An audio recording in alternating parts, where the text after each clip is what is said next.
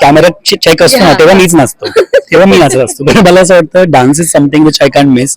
आणि मला वाटतं की मला वाटतं मी माझी ओळख नृत्यामुळे आहे. सो त्याच्यामुळे कधीही, आणि स्पेशली देवीचं काही लागतं किंवा गणपती बाप्पाचं मी जेव्हा पण ऐकतो बाय डिफॉल्ट माझ्या अंगात ते संचारतं. सो मला वाटतं तो एक्सपिरियन्स, आणि जेव्हा भंडारा उधळत होता, मुली नाचत होत्या, म्हणजे एक चंकी गाण्यामध्ये ज्याच्यात मुली सगळे केस मोकळे करून प्रॉपर लोटांगण घालतात. सो मला वाटतं दॅट वॉज अ मोमेंट जेव्हा मला खूप गुजबम्स झाले आणि मला वाटतं की this is going to be a hit.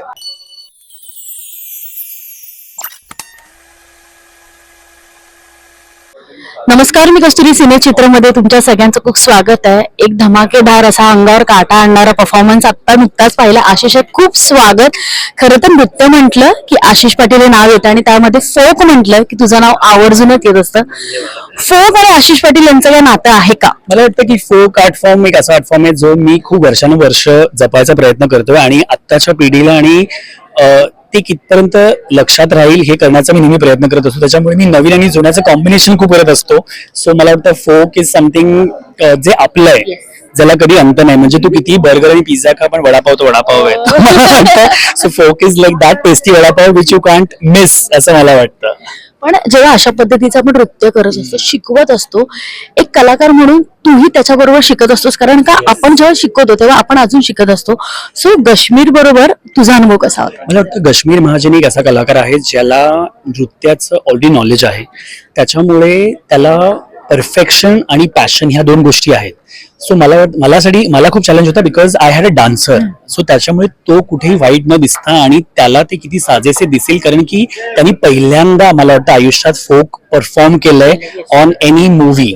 म्हणजे आपण त्याला नेहमी वेस्टर्न करताना पाहिले किंवा अनेक वेगळे फॉर्म्स करताना पाहिले, पण मला वाटतं जेव्हा फोक, मग त्यांनी मला फोन केला की आशिष असं असं गाणं आहे आणि you are the best person. आणि माझ्यासाठी मला वाटतं ती खरीच एक मोठी परीक्षा होती, कारण की त्याला शिकवताना पण मी शिकत होतो की एखाद्या उंच व्यक्तीला आपण कसं मोल्ड करू शकतो. कारण की शेवटी जेव्हा तुम्ही उंच असतात ना, तेव्हा बेंडिंगचा खूप इश्यू होतो, कारण तेव्हा त्या सवय असतात त्यांना उंच नाचायची. सो मला वाटतं फोक एक असा आर्टफॉर्म आहे जेव्हा बेंडिंग ज्याच्या खूप गरजेची होती. सो ते कुठेतरी त्याला शिकवताना मला जाणवलं की ओके, पुढच्या वेळी जर एखादा उंच माणूस येईल तेव्हा मला अजून काही गोष्टी करायच्या. पण त्याला जास्त मला शिकवायपेक्षा मला वाटतं की it was such a mutual bond, ज्याच्यामध्ये आम्ही एकमेकांना खूप जास्त समजून घेत होतो. आणि मला वाटतं त्याच्यामुळे कदाचित ते गाणं 10 तासात संपलं, नाहीतर ते 2 दिवस गेलं असतं किंवा 3 दिवस गेलं असतं. पण मला वाटतं आम्ही 1 नाईट मध्ये ते केलं, because the bonding was very clear की क्या चाहिए.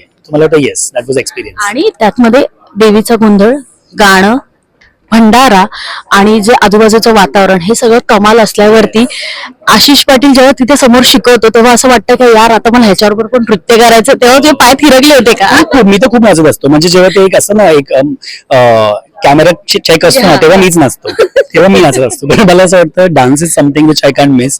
आणि मला वाटतं की मला वाटतं मी माझी ओळख नृत्यामुळे आहे. सो त्याच्यामुळे कधीही, आणि स्पेशली देवीचं काही लागतं किंवा गणपती बाप्पाचं मी जेव्हा पण ऐकतो बाय डिफॉल्ट माझ्या अंगात ते संचारतं. सो मला वाटतं तो एक्सपिरियन्स, आणि जेव्हा भंडारा उधळत होता, मुली नाचत होत्या, म्हणजे एक चंकी गाण्यामध्ये ज्याच्यात मुली सगळे केस मोकळे करून प्रॉपर लोटांगण घालतात.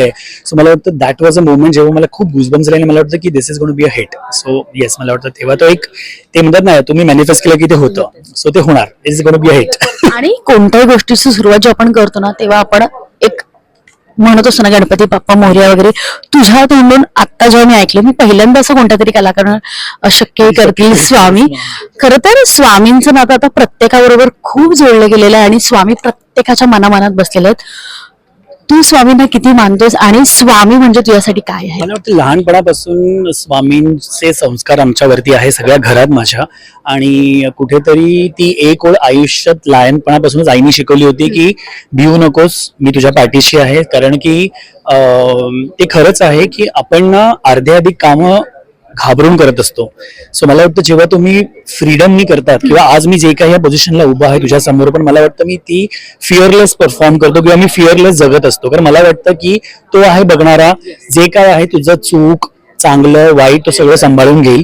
आणि स्वामींचे असे अनेक म्हणजे काय म्हणतात ना, मी तू विलीन करणार म्हणजे पूजा पण स्वामी भक्त आहे. सो मला वाटतं आम्ही सगळे स्वामी भक्तांना आपोआप जुडले जातो. मला माहित नाही कसं, म्हणजे अमृता पण सुद्धा. So I have work with all of people. So मला नंतर मला कळतं की अच्छा तू स्वामींना म्हणते. सो मला वाटतं ते असं म्हणतात ना की स्वामींकडे तुम्ही जात नाही, ते तुमच्या आयुष्यात येतात. सो मला वाटतं या दॅट इज समथिंग, मला वाटतं ते माझ्या कायम राहील आयुष्यात. नक्कीच. आणि आतापर्यंत आशिषनं तू अनेक वेगवेगळ्या माध्यमांमध्ये शिकवले, म्हणजे बॉलिवूड असू दे, मराठी असू दे, तुला काय फरक जाणवतो का की तिथे जेव्हा तू शिकवायला जातोस किंवा तुझे तू परफॉर्मन्स करतोस किंवा आपल्या मराठी कल्चरमध्ये काय तुला फरक जाणवतो? फरक नाही, मला वाटतं की वेळेचं खूप जास्त तिथे वेळ दिला जातो. आपल्याकडे कसं एक सर्टन पिरियड असतो आपल्याला की ह्याच्यातच तुला संपवायचं आहे. सो बिकॉज अगेन हा, प्रोडक्शन तेच कॉस्ट आणि सगळं आहे, तो मला वाटतं तो एक फरक आहे. कारण की जेव्हा तुम्हाला जास्त वेळ मिळतो तेव्हा तुम्ही अजून जास्त क्रिएटिव्हली खूप विचार करतात. सो आणि मराठीमध्ये पण ऑफकोर्स आपण करतो, पण Yes, आपल्याला उलट मराठीमध्ये चॅलेंजिंग काय वाटतं मला माहिती आहे नेहमी, की तुला त्या दिलेल्या टाइम स्पॅन मध्ये संपवायचं पाटील. सो मला वाटतं ते चॅलेंज मला घ्यायला नेहमी आवडतं. कारण की वेळ घेऊन करणं of course it is there, Yes. ते चांगलंच होणार.